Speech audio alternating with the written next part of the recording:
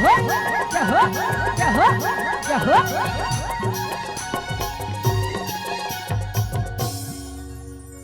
जयकारा शेरा वाली दा बोल साची दरबार की। आज एक मैया नहीं, दो मैया नहीं, तीन मैया नहीं, 7 बहनियां मैया ला झूला झुलाए के अवसर है। तो कौन कौन ये झूला झुलाए के अवसर पाना चाहते हैं, जरा दोनों हाथ ऊपर करके बता दो। पूरा के पूरा दल्लीराज हरा तैयार है वह। तो जरा दोनों हाथ की तालियों के साथ जयकारा तो बनते। और जयकारा कैसा? झूलत हवे सातों बहिनी वो, झूलत हवे सातों बहिनी, झूलत हवे सातों बहिनी वो, झूलत हवे सातों बहिनी। एते झूलना बंधा गया मानहर माँ, झूलत हवे सातों बहिनी, झूलत हवे सातों बहिनी वो, झूलत हवे सातों बहिनी।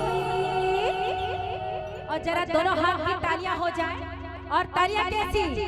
एते झूलना बंधा गया मानहर माँ, झूलत हवे सातों बहिनी, एते झूलना बंधा गया मानहर माँ, झूलत हवे सातों बहिनी, झूलत हवे सातों बहिनी वो, झूलत हवे सातों बहिनी, झूलत हवे सातों बहिनी वो, झूलत हवे सातों बहिनी।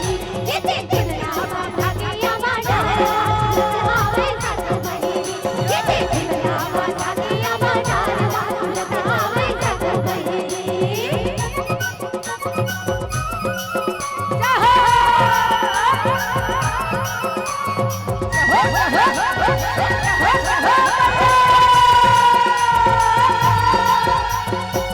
काहिन के झूलना बने काहिन लगे डोर वो, काहिन लगे डोर, काहिन के झूलना बने काहिन लगे डोर वो, काहिन लगे डोर, काहिन के झूलना बने काहिन लगे डोर वो, काहिन लगे डोर, काहिन के झूलना बने काहिन लगे डोर वो, काहिन लगे डोर, काहिन के लगे के ना कहावा झूलत हवे सातों बहिनी, एते झूलना बंधा गया मानहर माँ, झूलत हवे सातों बहिनी, झूलत हवे सातों बहिनी वो, झूलत हवे सातों बहिनी, झूलत हवे सातों बहिनी वो, झूलत हवे सातों बहिनी। एते झूलना बंधा गया मानहर माँ, झूलत हवे सातों बहिनी, एते झूलना बंधा गया मानहर माँ, झूलत हवे सातों बहिनी।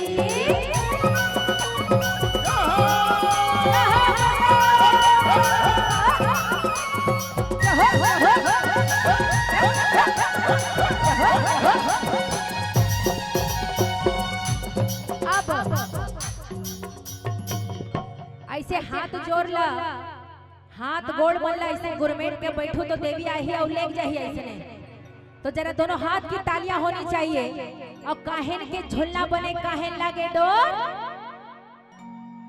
दल्लीराज हरा ला पता है ऐसे लागत है मोला। कौन बनेगा करोड़पति? काहिन के झूलना बने काहिन लागे डोर। मोला तो पता रही से दल्लीराज हरा के मन हतो लखपति करोड़पति तो बनबेच कर ही ओकर पहली महतारी ले। तो मैं कही हूँ कि महतारी एक एक ठन पति वाले मन ला पहली बना दे दाई, अपने आप तह करोड़पति लखपति कहा जाइए मन। तो क्या दोनों हाथ की तालियों के साथ चंदन के झूलना बने रे सब लागे डोर वो, रे सब लागे डोर,